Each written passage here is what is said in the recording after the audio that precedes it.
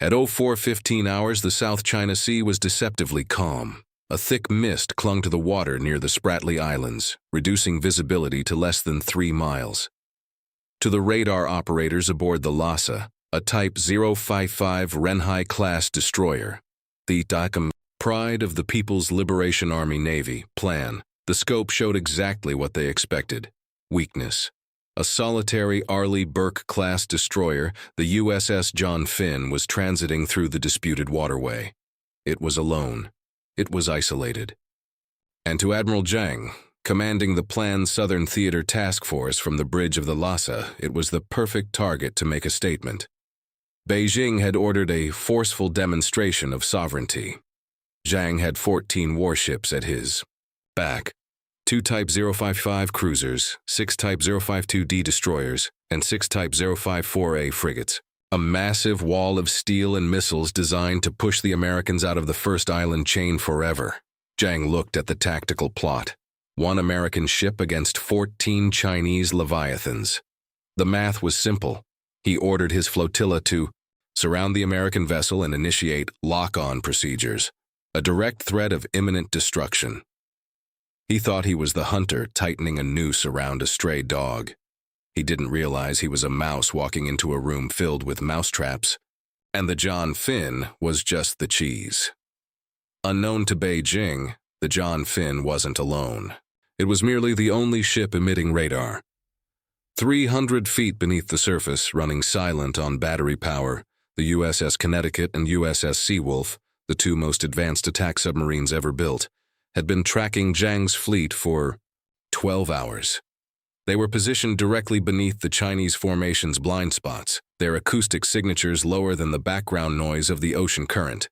And 400 miles away, taking off from Andersen Air Force Base in Guam, 4 B-1B Lancers had just hit their refueling tanker. They weren't carrying bombs. They were carrying 96 AGM-158C LRASMs, long-range anti-ship missiles. The trap was set. At 04:22 hours, the Lhasa broadcast a warning on international frequencies. U.S. Warship 113, you are in Chinese territorial waters. Heave to and prepare to be boarded, or you will be fired upon. The captain of the John Finn didn't heave to. He didn't slow down. He simply keyed the mic and replied with 5 words that would be studied in war colleges for the next century. "Check your active sonar, Admiral."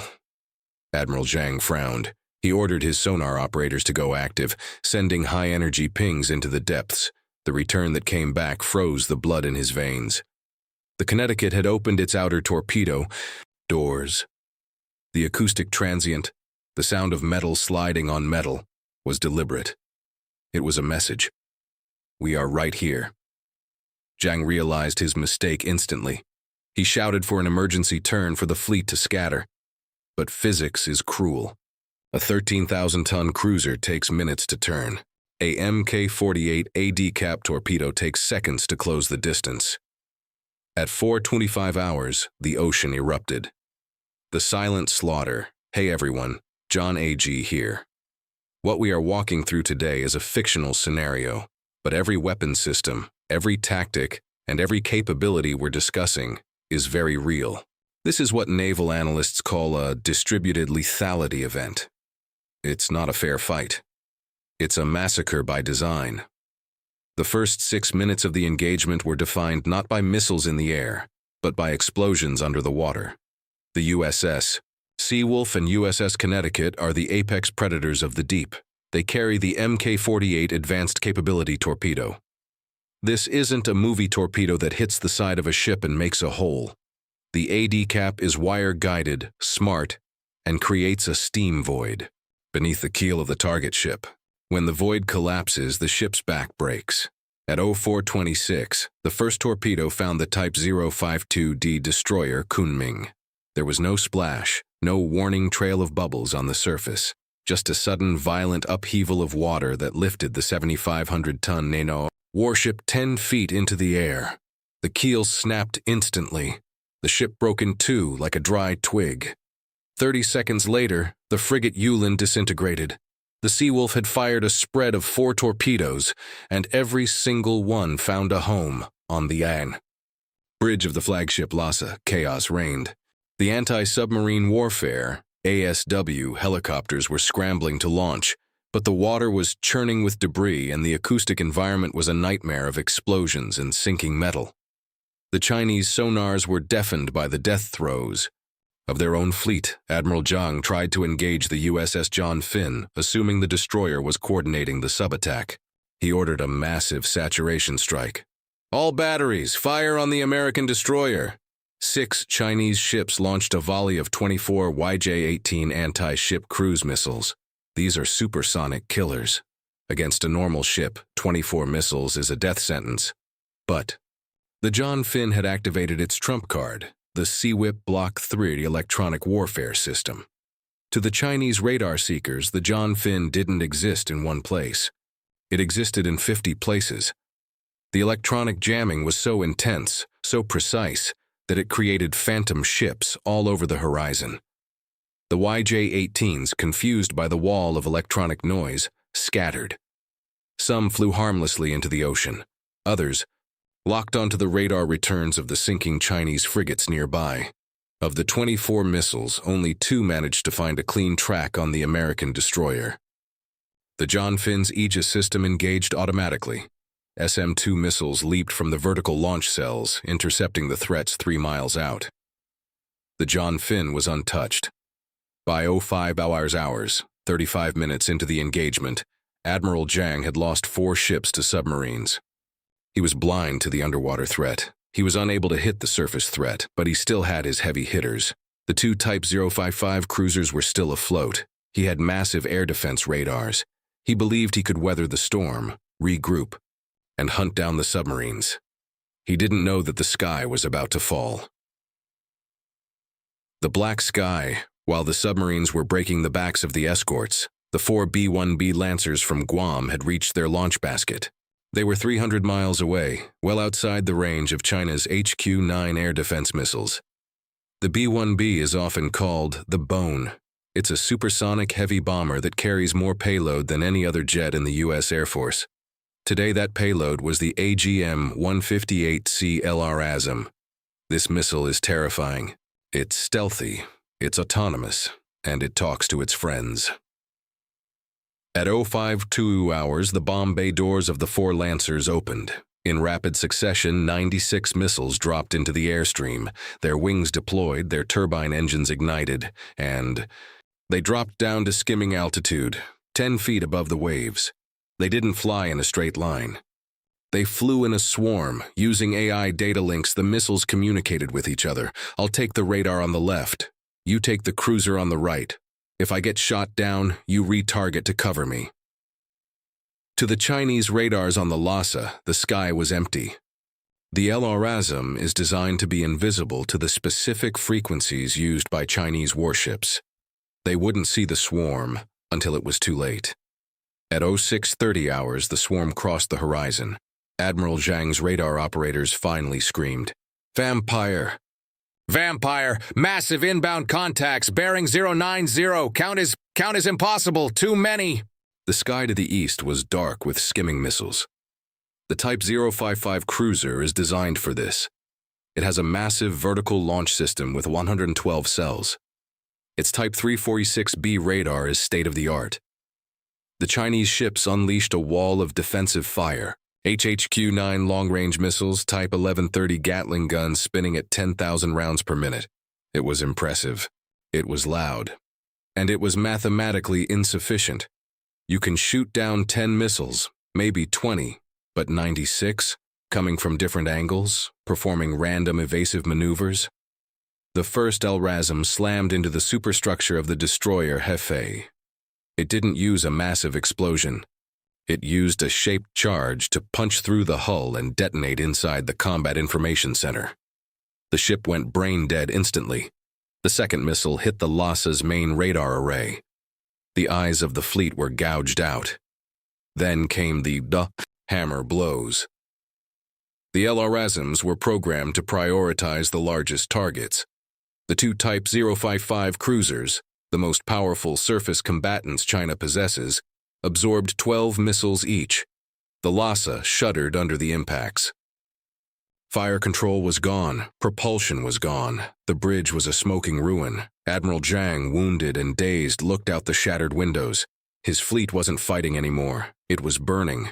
The U.S. Navy hadn't just attacked the ships, they had overwhelmed the OODA loop: observe, orient, decide, act. The missiles arrived faster than the Chinese computers could assign targets. By 0700 hours, 10 Chinese warships were sinking or burning uncontrollably.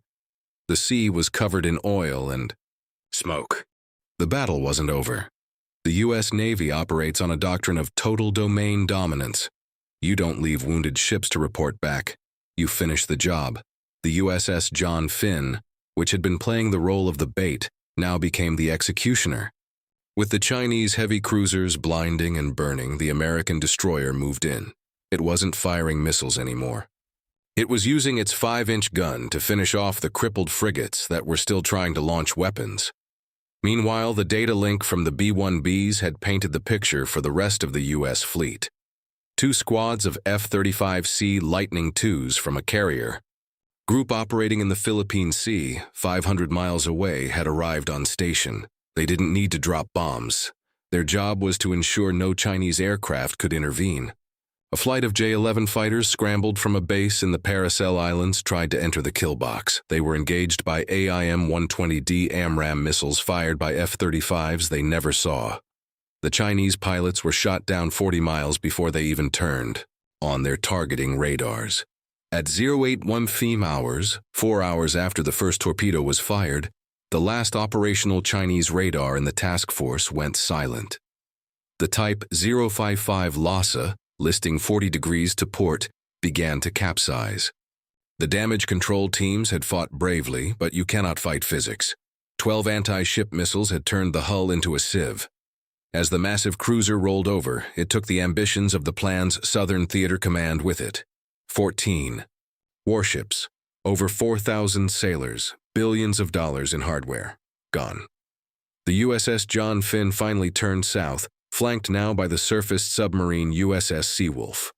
It was a symbolic image that a surveillance drone captured, a lone destroyer and a black submarine sailing past the burning graveyard of a fleet that was supposed to conquer the ocean. The aftermath: by 10 COVID hours, the news hit Beijing. There was no way to hide it. Commercial airliners had seen the smoke. Satellite imagery showed the debris field. The unsinkable Type 055 cruisers were at the bottom of the South China Sea. The diplomatic fallout was immediate and catastrophic. The aura of invincibility that China had built around its naval expansion evaporated in 6 hours. The world realized that having more ships doesn't mean you have a better navy. It just means you have more targets. The U.S. Navy released a brief statement.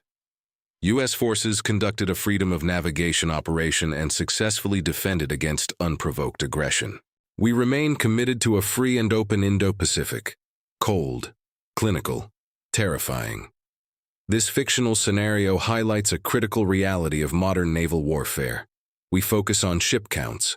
We say, China has 350 ships, the U.S. has 290. But warfare isn't a spreadsheet. It's about integration. It's about the fact that a U.S. destroyer can talk to a submarine, which talks to a bomber, which talks to a missile. It's about the kill chain. In this scenario, China brought 14 ships to a gunfight. The U.S. brought a network, and the network won. Admiral Zhang made the mistake of thinking he could see everything. But in the age of stealth submarines and long-range stealth missiles, what you can't see is what kills you.